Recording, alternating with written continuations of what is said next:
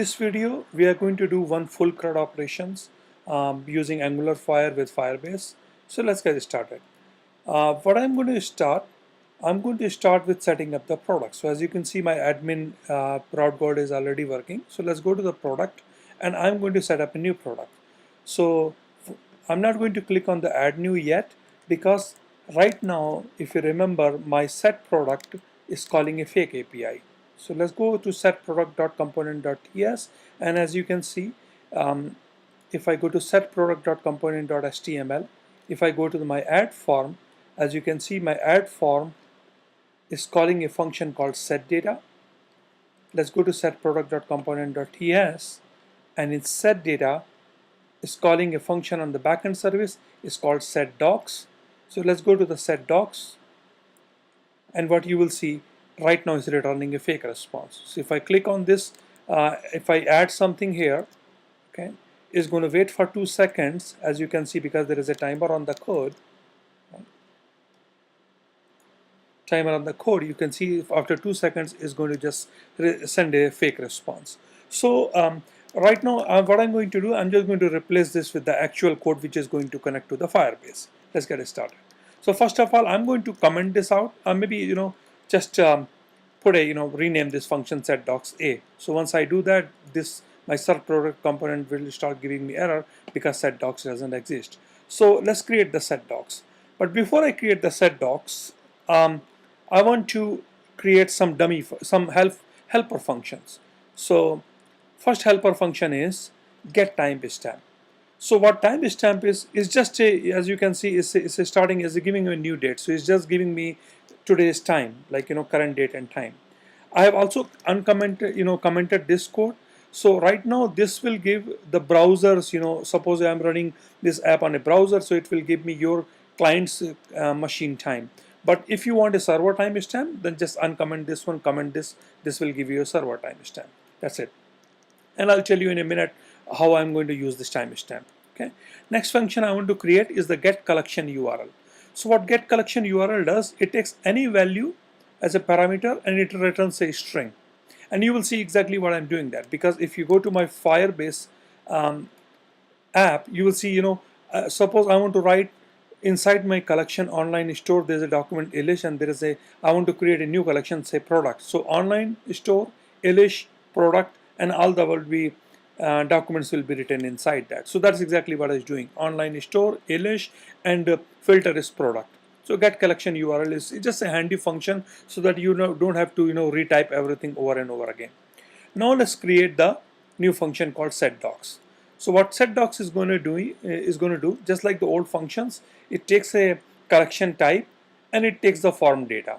So as you can see, that's exactly what it's doing. It's taking a collection as an input parameter, and there's a doc ID, and there is a data, and the third option is a optional doc ID. I'm not going to use doc ID anywhere, but I'm just keeping it there as an optional parameter. Okay. So next thing is I'm going to define an ID, a constant called ID.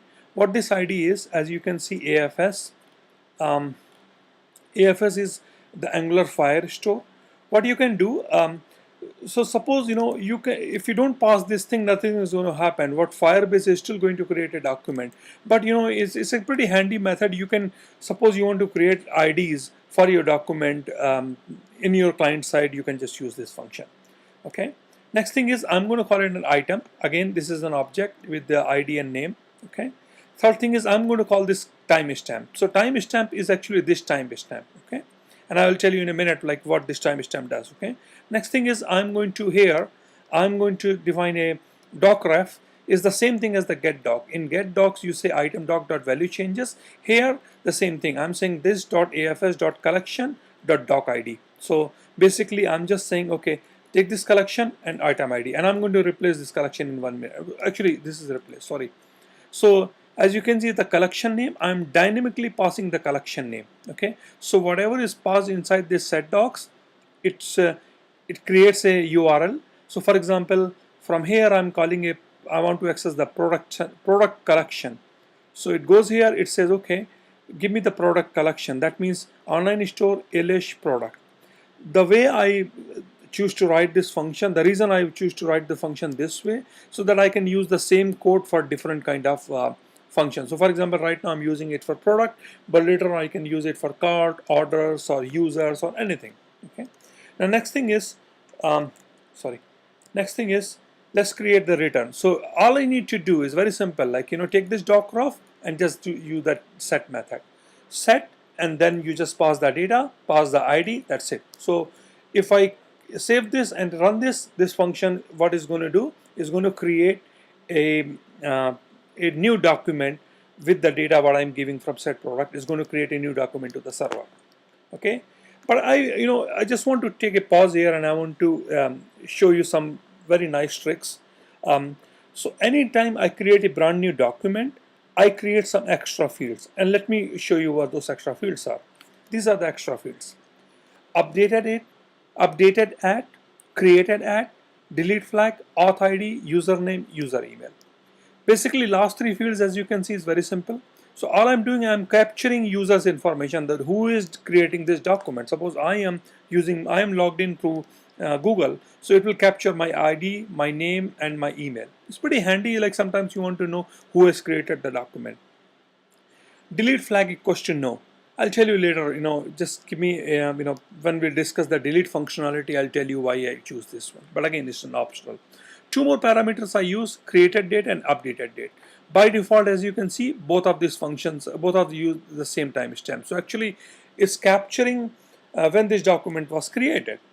Now, in near future, if you want to update this document, so when I use the update method, what I'm going to do, I'm not going to do anything with the created update date. I'll just update the updated date. So it's a very nice trick. Just looking at the document, you can always figure it out when it was created and when it was actually updated. Delete flag, I will cover this topic in when I discuss the delete functionality. But for now, just go with this. Okay. I think that's pretty much it. No, sorry. Okay, that's pretty much it. So this is going to create the new document. Okay. But not that, like if you not yet, just go to setproduct.component.ts and you will see there's a little mistake I did. As you can see, subscribe is not working on this one. So all I need to do, what subscribe is doing, just like, is if it comes back saying, okay, document is created, all it's doing save changes equals to true. Or if there is any error, it shows the error.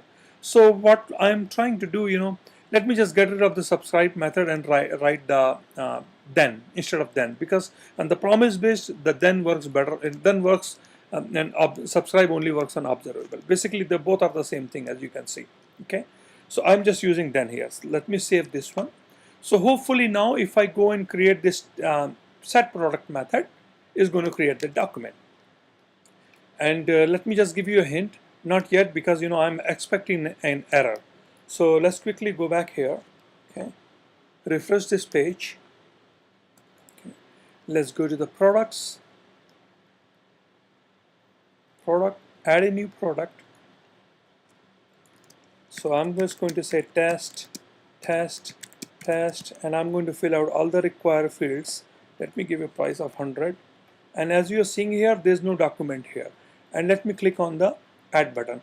Just to give you a hint, it shouldn't do anything. It should give me an error. And I want to intentionally capture that error.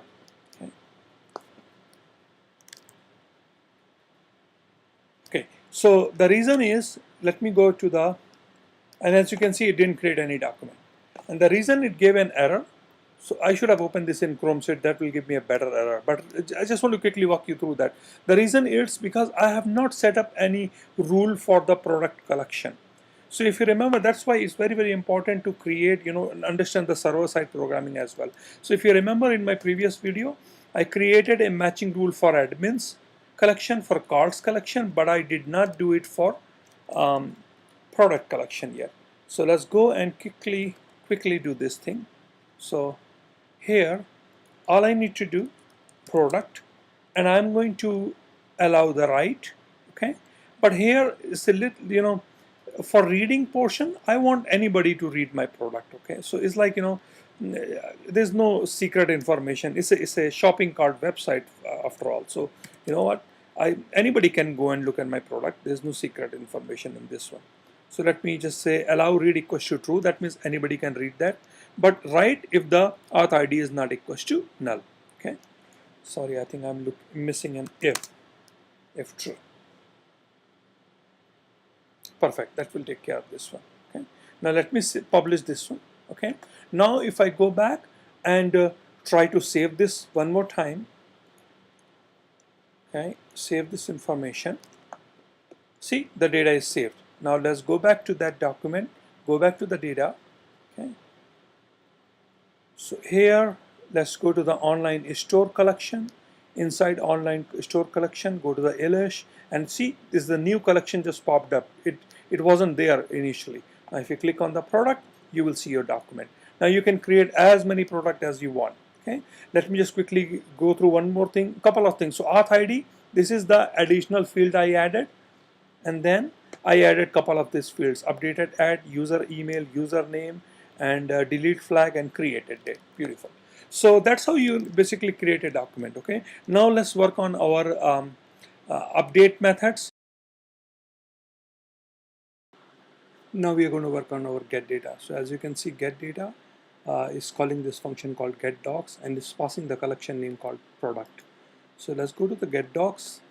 One thing I'm going to do is, again, just like the last set docs, I'm going to comment this out. I just like give it a fake name. So I'm going to get rid of this one, and the moment I do this, I'm pretty sure it's going to break. Okay, because it's not able to find that function. Okay, now next thing is, let's query the collection. So one thing I want to mention here, I'm using the latest version of AngularFire, and I think in the beginning of this tutorial I told you that there are some new changes and there could be breaking changes.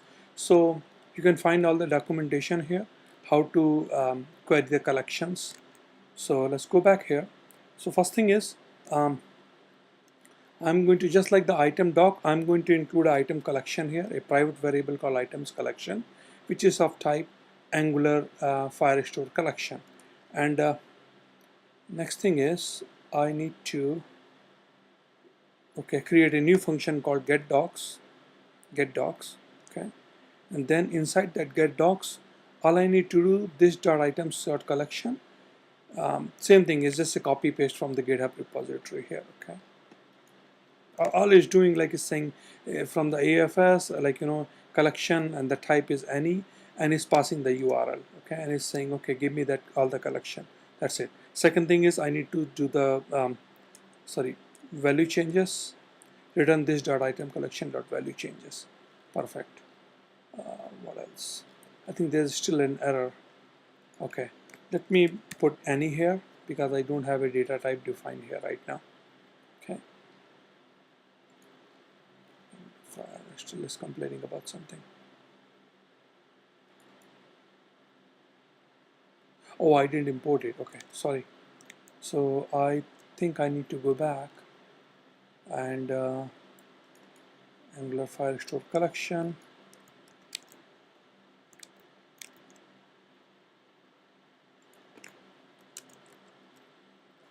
Now let me save this. So hopefully this will fix the problem. Okay, it looks good.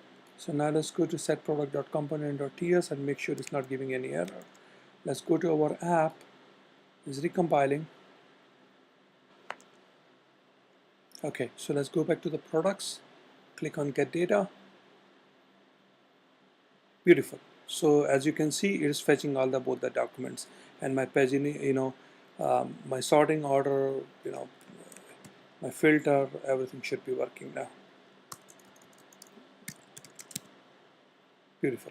Okay, now let's work on our get doc, delete doc, and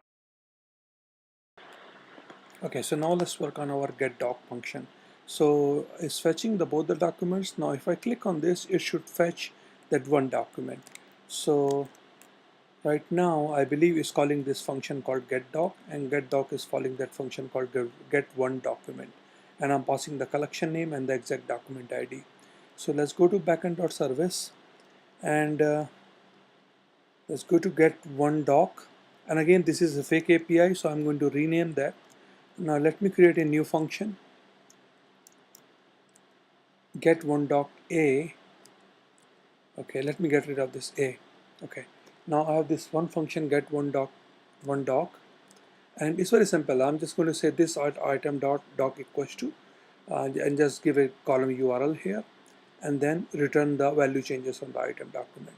Now let me format this column URL. That means the collection URL. I keep on saying column. It's a collection URL. So let call doc URL equals to this dot get collection URL, and I'm going to pass the call type, and then I'm going to pass the doc type, but I think doc URL.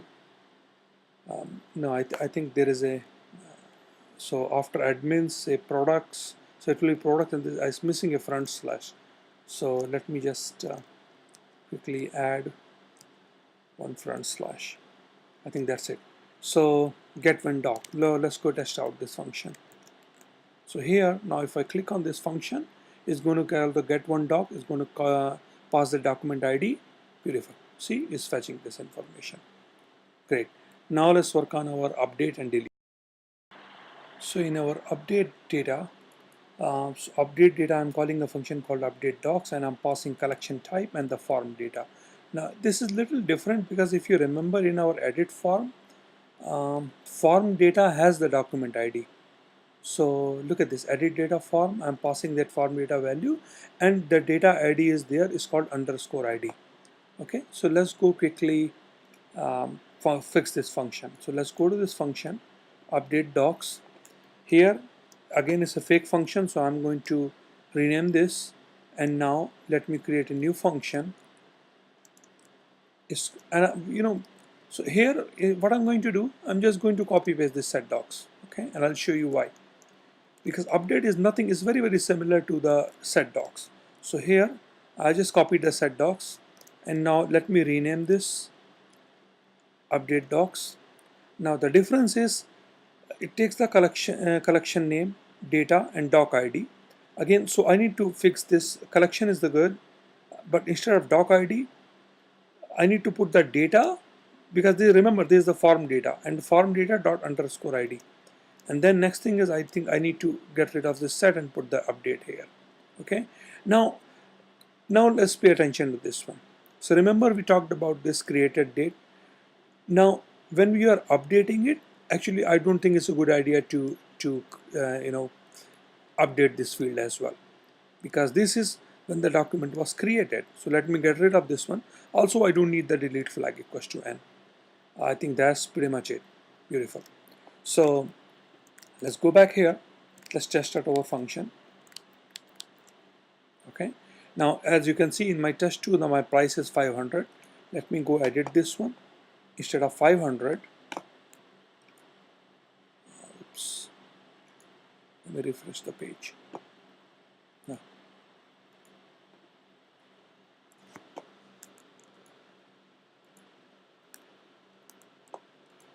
The product 500. I'm going to edit this.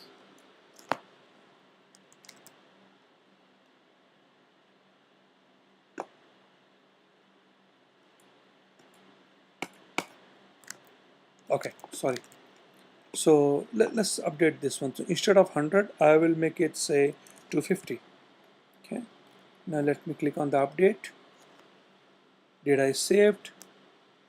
Okay, let's try to fetch the data again. 250. Beautiful. So this is how you update. Now let's talk about delete. So one thing, I can go back and write the same function and just write the delete function is going to delete that. But in real world, what I highly recommend, never delete a document. Always hide the document from the user's view. So now if you remember, this is why I included that field called delete flag equals to no. So what I'm thinking, when the user clicks on the delete button, instead of actually deleting it, do not physically delete it. Just set the flag, say delete flag equals to Y. So because whenever the user is doing the get data, it will show you only those products where delete flag equals to no. So let me show you what I mean. What I'm going to do, same thing here. Let's go to setProduct.ts, delete doc. I have this function called del1doc. Let's go to this function del1doc. Same thing. I'm going to say make it an A.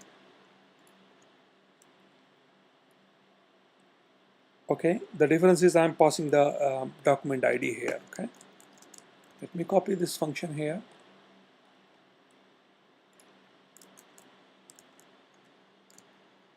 paste it here. What I mean to say here, just copy everything what you have here. Let me get rid of A and paste it here. Okay, now here call type is the collection name, so I have to use this function again, user collection URL dot call. So actually instead of call, maybe just say call here. Call, the only difference is instead of data.id, I can just say doc.id. Okay, now again I'm going to update the same thing. I'm not going to do anything else on this one. Okay, now here all I'm going to say